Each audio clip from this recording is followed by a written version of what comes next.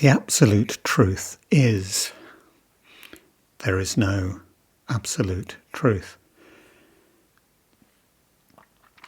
This is the basis of our practice.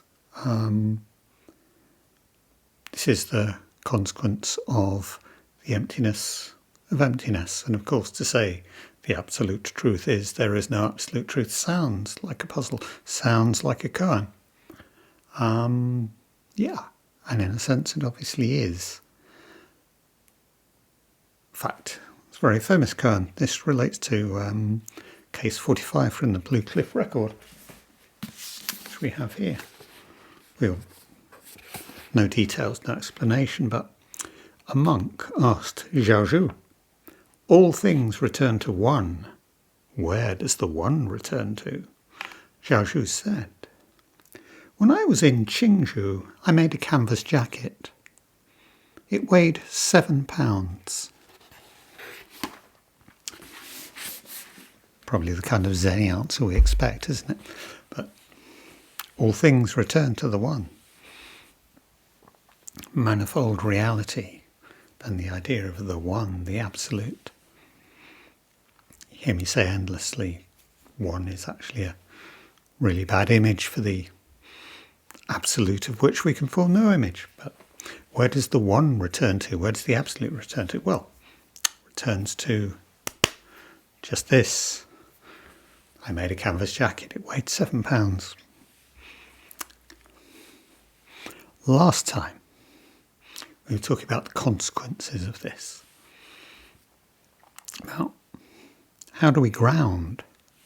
How do we ground our sense of right and wrong, appropriate and inappropriate, good and bad, true and false for that matter? And I just spooled through. If, following on from everything we know, objectivity seems finally unattainable in any absolute sense, so we thrust back into relativity, the truth of our community, the truth of our tradition. Well, no. Who's to say what my community is? Who's to say what the truth of that tradition actually is? Is that the people in Trafalgar Square the other weekend, draped in flags? Is that my community? Well, yes and no. But it's certainly not one thing. It's certainly not, certainly not a locus of truth in that sense. Okay, so am I throwing back on me? Well, I'll decide. I'll make up my own mind. Yeah, but, this teaching teaches us, who the hell am I? I'm not one thing. I'm a multiplicity of things. I'm a deluded being. How do I think I can work it out? It's a few months back now, we did a talk around the Kalama Sutta, the very famous sutra in the West, far more famous in the West than it is in the Eastern traditions, where the Kalama, this community, go and ask Shakyamuni, Mr. Gautama, the Buddha, how should we live our lives? Who should we believe? And he basically goes through and demolishes every possible ground. Well, don't believe the guy that turns up with half a dozen followers. Don't think you can work it out for yourself. Don't think you can, derive it from first principles. Don't think that tradition gives you the answer. And he goes on and on and on, and basically takes away pretty much everything. And what he's left with, well, decide who you trust and try out their advice, see if it works. And then come back and repeat. And of course, if we're good little Buddhists, we go, yes, I shall follow the teachings, that's fine. But that's not really quite what it means either, because it's pointing to the difficulty of being a deluded, vulnerable, mortal, frail being. And the difficulty of that, and how easy it is to get, sucked in by our delusions. And we see so much evidence of that in the world around us today. And in fact, generally speaking, what we're going to believe, what we're going to follow is the consequence of what we can call our form of life. It's quite a useful phrase, form of life. It's a mixture of, yeah, sure, at one sense my ideas, but my habits, received wisdom around me. Quite often literally the way I see the world. What do I instinctively flinch from? What do I just smile when I see? This is all part of our form of life. And this is pretty effectively going to influence what we believe. We believe what we're supposed to believe, what we are predisposed to believe. We act on how we see the world, how we imagine this. It can be quite hard to change this. It can actually take quite an interesting, is it an analogy? It's probably actually part of the same process. Think about, roughly how science works. It's pretty much the same. You take a best guess, or you take somebody's idea, a hypothesis, and you do your best to test it. And it works, yeah.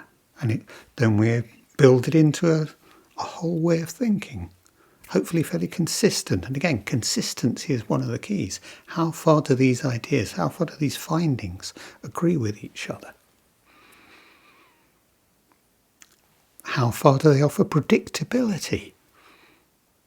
How far can these ideas actually help us cope with things we don't know about, the unknown? And then, of course, every scientific theory, every scientific practice, every scientific tradition gets to a point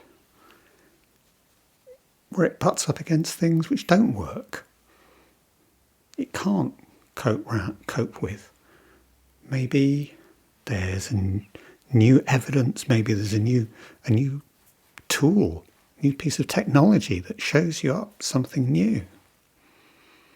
Maybe it's as simple as, well, actually, when I was much younger than I am now, crazy theory. Every child at school looks at the map of the world and, sees that Africa fits perfectly into South America. And of course you just go, yeah, look, surely there must be something. And of course, well, no, of course there isn't. Don't be ridiculous. It's just a coincidence. And then whenever it was, 60 years ago, somebody came up with a theory of continental drift. Well, totally impossible. And of course now we have the established principle of plate tectonics, which tells us so much about how the world has worked over the last several 100 million years. We know exactly which bit of the Earth's crust was at which point. We've changed things. I'll take something even simpler than that, but I like it because it's so obvious, because you could see there was a connection, but, we couldn't get our heads around it. The famous Copernican revolution. Suddenly understanding that while we've always had a model that the sun goes round the Earth, actually the Earth goes round the sun. And that's a complete change of perspective. Kind of an illegal thought when it came up, an impossible thought, and yet, as soon as you see it that way, hey, of course.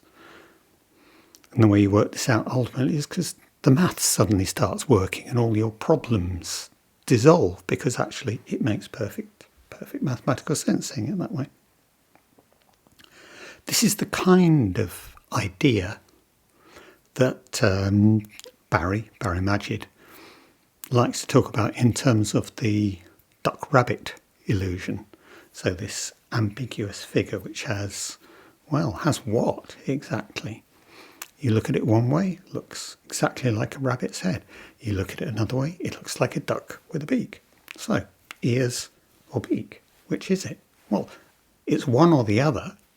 And in fact, you can see it as either, but you can't see it as both at the same time. And it's a complete shift. And maybe you see it all the time as the rabbit, and then suddenly somebody points out, yeah, but you could also see it as a duck. You've known always that the sun goes around the Earth, and then suddenly you see, no, the Earth goes around the sun. In a sense, perspective, this sense of looking at things in one way or the other is exactly what we're talking about in terms of how we see ourselves, how we see our relationship to the world. And as the foundation, this is where it starts to sound kind of serious and intellectual or something, the foundation of an ethics, in perception, in actually how we see the world itself. This isn't how we think about it.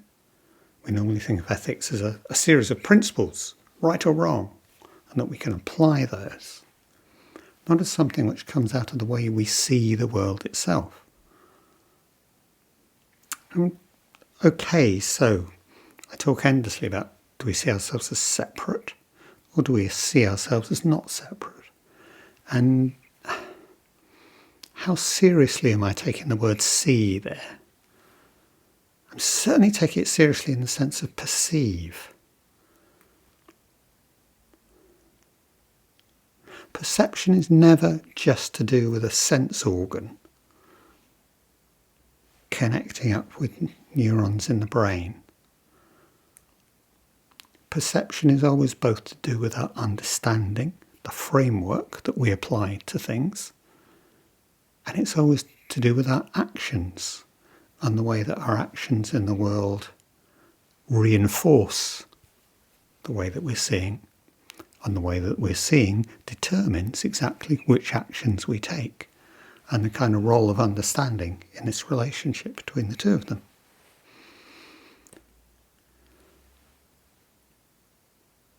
So, what's going to take us in the direction, maybe, of seeing, certainly perceiving, certainly acting and thinking, but also just immediately responding to each other and the world as not separate? Well, obviously Zazen is our basic practice. Awareness is our basic practice.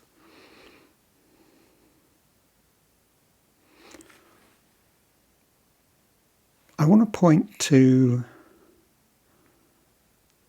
also the set of practices that we don't tend to use that much in Zen, very traditional Buddhist practices, which is why we're mentioning them today. Very much connected in the Mahayana tradition with the birth of bodhicitta, the will towards enlightenment, the will towards bodhisattvahood, Buddhahood, the will towards saving all beings.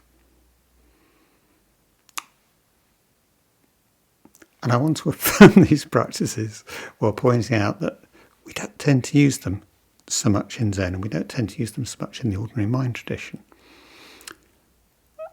And I'll point out my reservation as to why that might be, and also a possible way around it. So, of course, I'm talking about what we know as the Brahma Viharas, the four immeasurable minds, or the spiritual abodes, or whatever we want to call them. And in fact, we have a nice term for them in Japanese, which is Shi Muryo Shin. The four, Shi, not measurable or not countable. And in fact, we have this in the four great vows. Dharma doors are countless, so this Muryo comes up as countless here. The four minds without number. And again, this is Shin. Shin, as in the heart of the Heart Sutra, means both heart and mind. And in fact, it's the whole of mind, including, as we continue to point out, the emotional side, the responsive side. Yes, it includes the analytical. Yes, it includes the perceptual, but it also includes the responsive side. So we're not seeing the two as separate, as disconnected. And at one point, the emphasis might be on one, and at one point the emphasis might be on the other. But there's no disconnection here, there's a whole. So we have these four immeasurable minds, these 4 infinite minds. In Pali and Sanskrit, you probably know them, don't you? Metta or Maitri, Karuna, and Mudita. Loving kindness or just friendliness. That will do. Karuna, generally translated as compassion, but as we've been working with, I think better translated as care. Knowing how to help. Actually, practical steps rather than simply some nice fuzzy emotion. And one which tends to get neglected, I think. Mudita, sympathetic joy, we tend to translate it as, which sounds a bit weird. But actually, watch some children playing in the park. It's just that joy, feeling good. Your friend tells you they've got a new job, or I don't know, they won the premium bond or something. Joy. Well, yeah. Somebody succeeds in something, a new undertaking. How wonderful. Just spreading forward. Now, these may seem like quite simple things, and of course, these practices, as they're elaborated, we have sequential, graded steps to try and expand our friendliness outward, expand our compassion outwards, expand our sympathetic joy outwards. But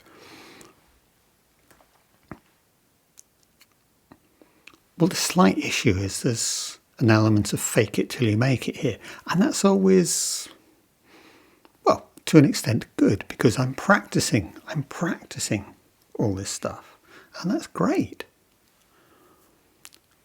Fake it till you make it. Well, it's easy to persuade yourself.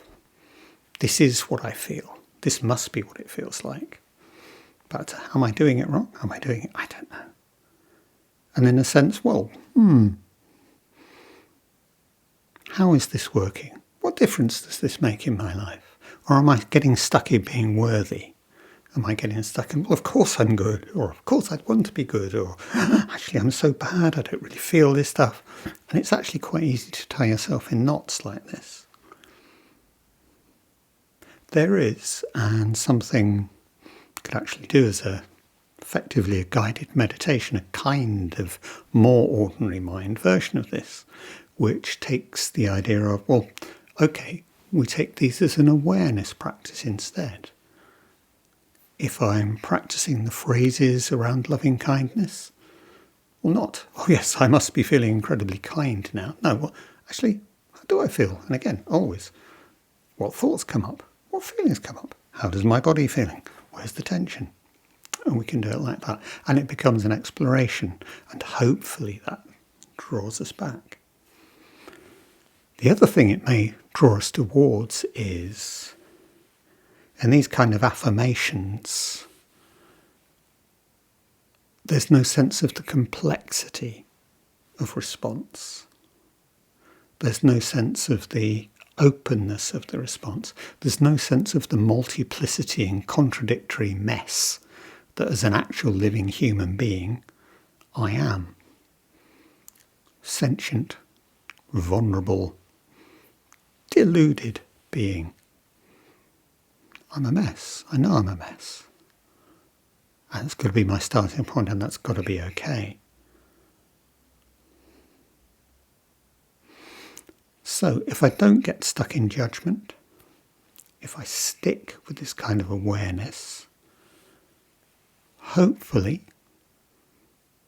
and this is always key in the way that I'm trying to develop an idea here, it makes it easier for me to move towards self-honesty, noticing where I'm hiding, noticing where I don't want to be exposed, the bits of me that I don't want to notice, and I certainly don't want you to notice. And actually, can I offer those bits friendship? Can I offer those bits care or compassion? Can I take joy in them? Don't know. It's complicated, this being human.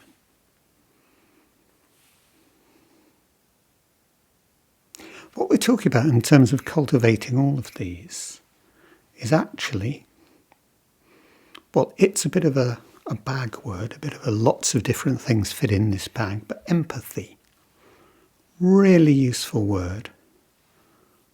Feeling with the other, understanding the other, seeing where they're coming from, relating directly to.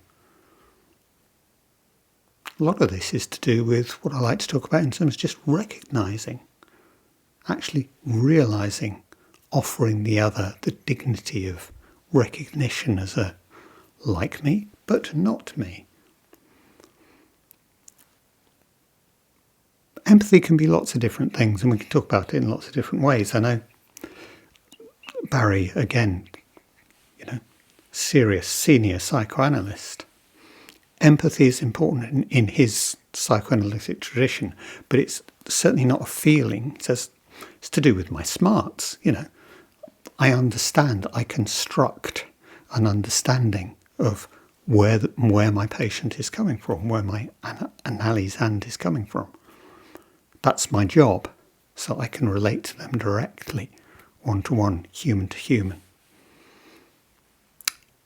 From another point of view, it's much more just that immediate response. I see somebody suffering, what can I do? Or I see somebody suffering, and I mean, children, very young children are like this, aren't they? They don't differentiate. One of them falls over, the other one will burst into tears. Well, why?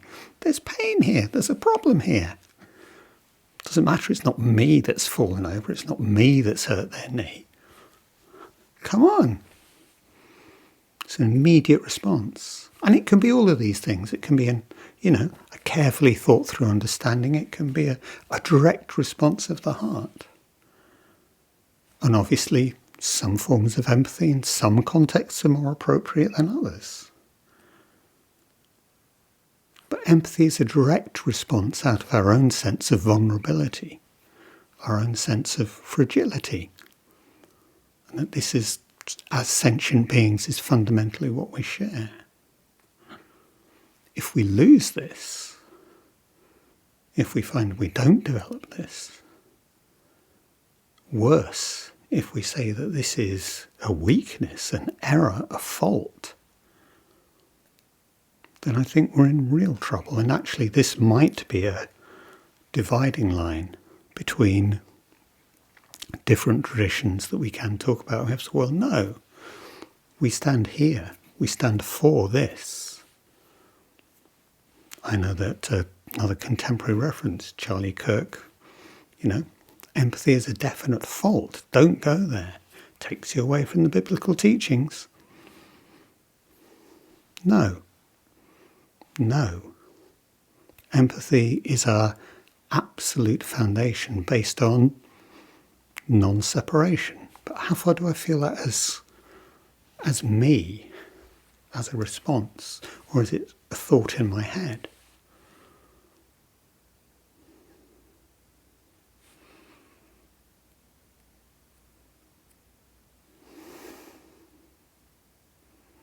So what I'm suggesting is that really every time we think a kind thought, every time we enjoy, share the joy of other beings, every time we take care, this is, in its sense, a moment of enlightenment, if we want to use big words, certainly a moment of enlightened practice. And is it that simple? Well, we might be aware that this is what's happening. We might even practice towards this happening. And that might be a difference. But fundamentally, yes, because what the hell do we think this is? What the hell do we think practice is for? Being special? Being something separate and elite? Or is it actually just being not separate with other sentient beings in the complex set of interactions which existence actually is? It's the question of intention here.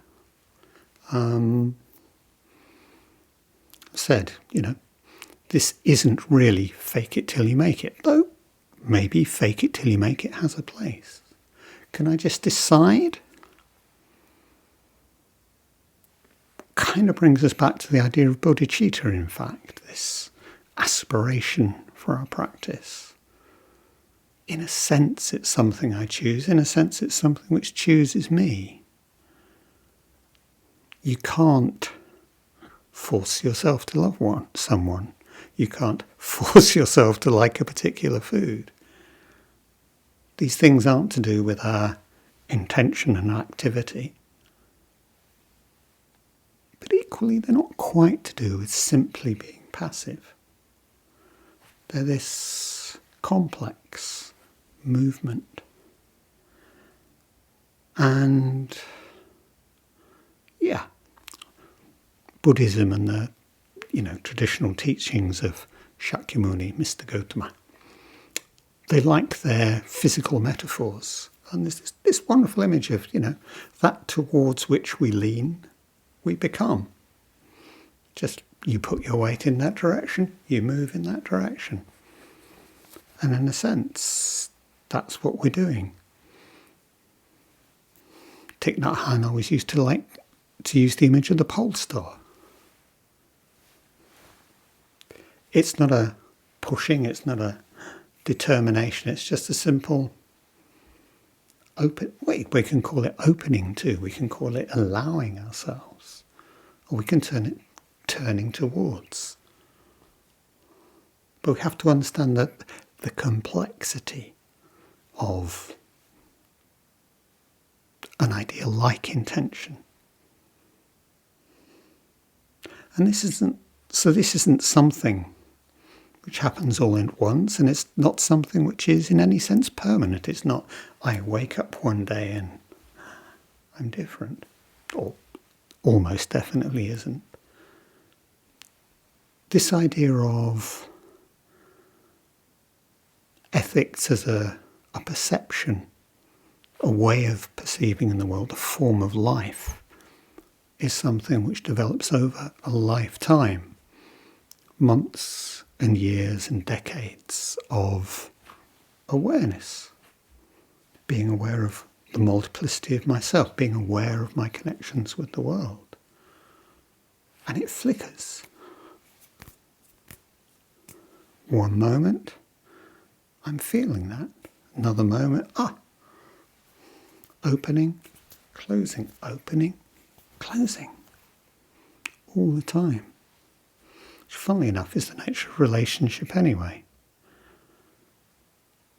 Comes back to the idea I was talking about at the end of last week's talk. Life of practice is a life of failure. Fail again, fail better. Absolutely, but that's what relationship is, constantly messing up, constantly renewing, deepening, enriching, hopefully. But a process, a practice, never a state. We get little moments, maybe passages which seem like, yes, this is something. And then it's changed again. And then the next aspect, the next opening, the next movement towards.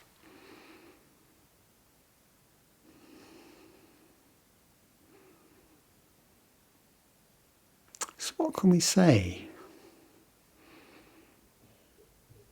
What can we say about the direction that this practice might travel in? Bearing witness is something we talk about a lot. Bearing witness to truth. Trying to establish the truth from where we stand at this point.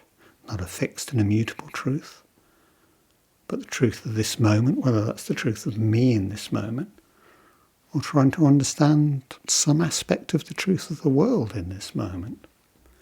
The things I'm told, the things people would like me to believe. Unless I sit with the not knowing of this self, I'm not really going to find much of that. unless I sit, but also look and listen, and above all listen, and take seriously and weigh. I'm not going to find out about the truth of the world, and if I don't know anything about my best understanding of the truth of the world at any given moment, how am I going to engage? How am I going to respond to people?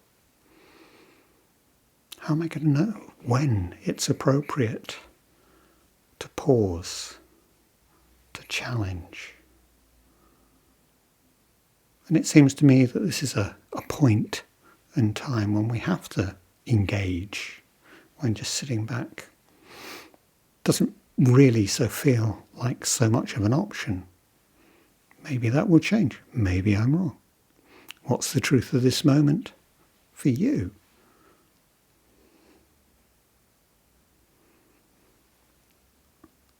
So to try and move towards always self-honesty, the truth of myself, the truth of the world, even when that's inconvenient, even when that challenges what I think I believe or what it would be far more comfortable to believe.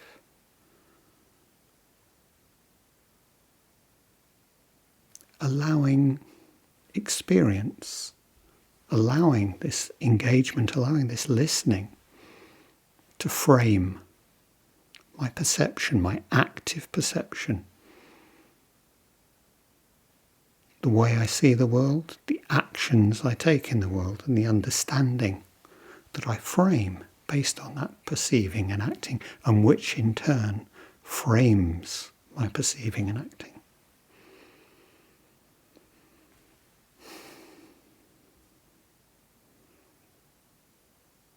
Is this work? Absolutely. Can it be difficult at times? Absolutely. But what's the alternative? These immeasurable minds which the practice is describing, friendliness, care, sympathetic joy, that is a life of joy. What's our option? A life of resentment, a life of hatred, a life of craving, a life of clinging. I hope there's no contest.